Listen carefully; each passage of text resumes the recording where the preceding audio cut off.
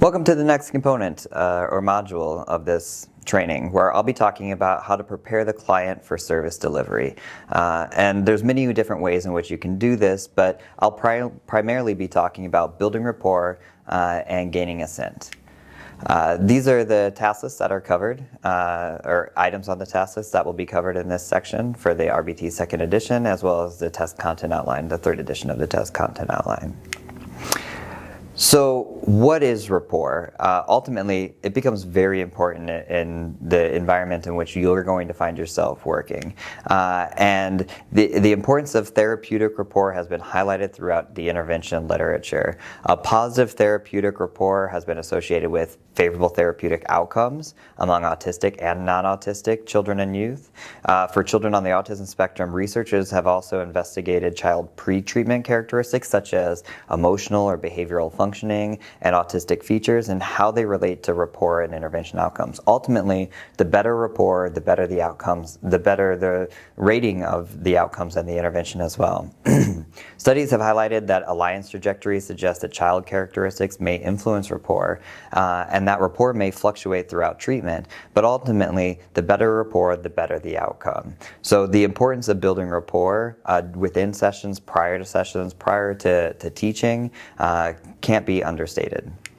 Here's just a quick research example. I'm not going to dive into it because it's a very long study, but the information is here if you want to look at it and look it up. But there's some really interesting graphs on it where they graphed how much work time and how much play time occurred within sessions. And as you can see on the graph that's on my left, it might be on your right, you can see that it started with 100% playtime and 0 work time. And as time went on, you can see that more and more work time was occurring and less playtime was occurring, but not 0 playtime. So while it started at 0 work time, it never went down to 0 playtime, but you can see how ultimately we're trying to strike a balance between work and play, and this is just a wonderful illustration of how that happens.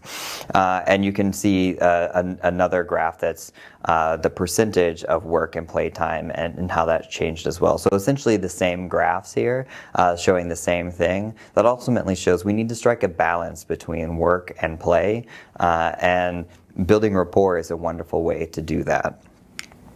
So just some guidelines for building rapport, and again, I think it's important that you talk to your supervisor or employer about any requirements or suggestions here, because it's going to vary depending on where you're working, the client who you're working with, the particular context or any goals.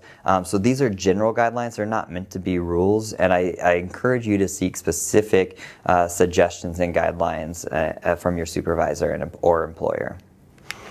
But ultimately, be fun and engaging. Nobody likes a boring therapist. Nobody likes a boring technician. You're not going to be that boring technician. I implore you to be fun and engaging. Think about the people that you like to spend the most time around. Are they fun and engaging, or are they not fun and engaging? My guess is that the people that you spend the most time with, especially by choice, are more fun and more engaging. So be that person for your client. Find ways to be fun. Find ways to be engaging. And it's going to vary per client. It's going to look different. What's fun and engaging for one client, might not be fun and engaging for another client. So I encourage you to think about the ways in which you can be fun and engaging to help build that rapport and ensure that you have positive rapport with the clients with whom you're working with. And start slow, similar to that graph that I just showed. Like, don't jump in and overload trying to target very difficult things very early on. Start slow, but move quickly. So just because you're starting slow doesn't mean you stay slow, but ease your way in, right? If we started this presentation or this training with just hammering you with just terms and definitions. Oh wait, we did do that. My apologies. But start slow with your clients. Don't let us be the example. Build the rapport with your clients. Identify preferences and reinforcers. Look, you're supposed to be the door, that through that door is access to preferences and reinforcers. And the behaviors that you teach your client are the keys to open that door to access those preferences and reinforcers. Not only that, you should make reinforcers and preferences more preferred and more reinforcing. So hopefully, if you've developed positive rapport with your client,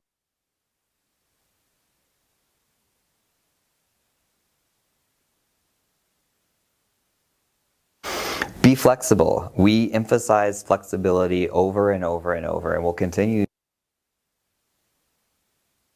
If you're rigid, not only are you modeling rigidity, but you're probably going to be less fun and engaging.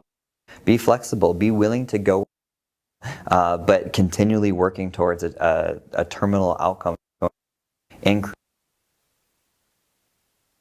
So one wonderful way to build rapport.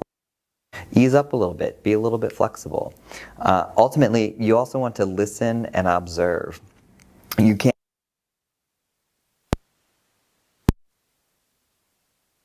The best way to get to know somebody is to shut up and listen, right? So just be quiet, listen, observe when necessary.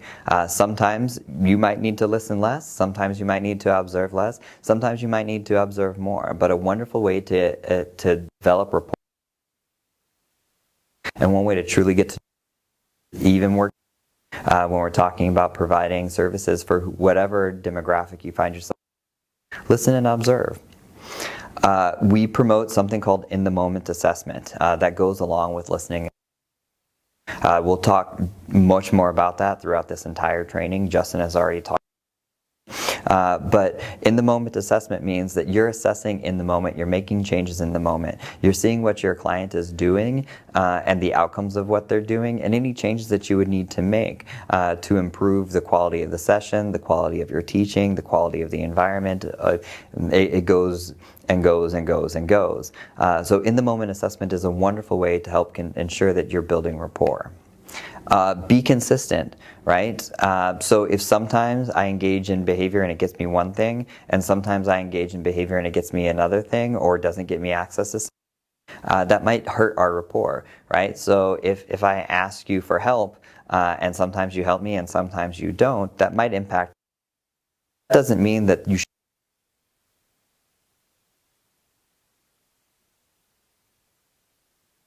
with the client that we work with.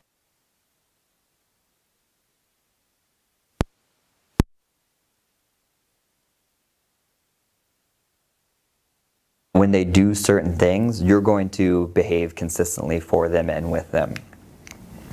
Comment and expand. This is something that I struggled with when I first entered the field. We ask questions an awful lot. We're a very questiony kind of people, humans are. And I found myself within sessions when I was just trying to be present and build rapport and identify preferences and reinforcers. I was asking lots of questions, which was requiring the client to respond. And it was not a time in which I should have been asking them to respond. So ask yourself, if you're building rapport and you're trying to condition yourself as a reinforcer, are you commenting and expanding, or are you asking questions? Are you requiring responses? Are you making things more fun and expanding on the current things that are going on? Commenting and expanding can be hard.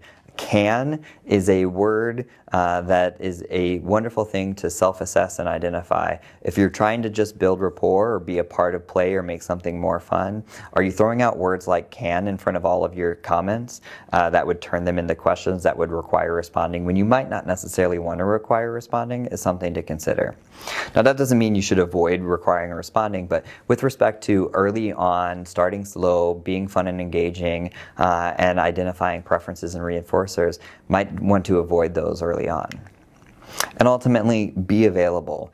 It hurts me sometimes when I see videos online floating around, or if I observe at a clinic or a school, is someone asking a kid to do something, a student or a client, and then once they do it, it's like, here's your reinforcer, and then my back is turned to you and I'm taking data or writing down or something. Just back turned to the client, just so unavailable and just so unconnected with the client. Hurts me to see that, but that's also something that you might want to check on to see, do I have good rapport, or am I starting to see these things start to crop up to where I'm less engaged, I'm less available during what might be a reinforcement break or a time in which we're not actively teaching something, although hopefully that downtime is minimized. But being available, be there for your client, whatever that might look like. Now I'm going to shift over to assent, and it can be a difficult topic, especially these days talking about assent within our field. And I encourage you to have much more robust conversations with your supervisor. Justin's going to talk much more in depth about assent, so I'm just going to try to provide a brief overview with respect to preparing the client for the session. So what is assent? It's not the same as consent. And definitions may vary, but most of them are based on federal guidelines, and they don't stem necessarily from behavior analysis. But here's some federal guidelines about assent. It's a potential research participant who's not legally authorized to provide their own consent for participation affirmatively, confirming their willingness to participate in research. There's been some reviews of definitions of assent within the literature, within our field. Here's just a few examples of what that looks like, which includes the definition from the BACB on what assent is, and is very similar to some of these other definitions that you can see. Again, I'm not going to dive into too much detail because Justin's going to talk more about assent, but some considerations that I'll throw out in addition to what Justin will talk about is assent's not black and white. It's important to consider when is assent appropriate and necessary and when is dissent appropriate and necessary. And it's going to look different across contexts, ages, skill sets, tasks, and assent and dissent might need to be taught. But it's important to think about how we should teach it, when we should teach it, how it should look after we have taught it, and when it should occur after we have taught it. But in terms of arranging assent and for your sessions, Cody Morris and colleagues have done some wonderful work related to assent and have provided some suggestions for arranging and considering assent. First, acquainting the client with the relevant treatment options, establishing discriminative stimuli for the different treatment options, testing and confirming the stimulus control of those discriminative stimuli. So can the client discriminate between the different treatment options, yes or no? And then just arranging an opportunity for choice. You can see this in a lot of the research on using choice or assessing choice or assessing assent. This is a very similar approach that's used there. It might not map on to what's happening. And again, I encourage with any specific guidelines related to assent. But ultimately, the goal is to build a positive therapeutic relationship with trust. So when you start thinking about preparing the client for service delivery or preparing the client for a session or to teach, your goal should be building a positive therapeutic relationship built on trust. And that doesn't necessarily mean the client always gets what they want, and that doesn't necessarily mean you always get what you want either. Thanks.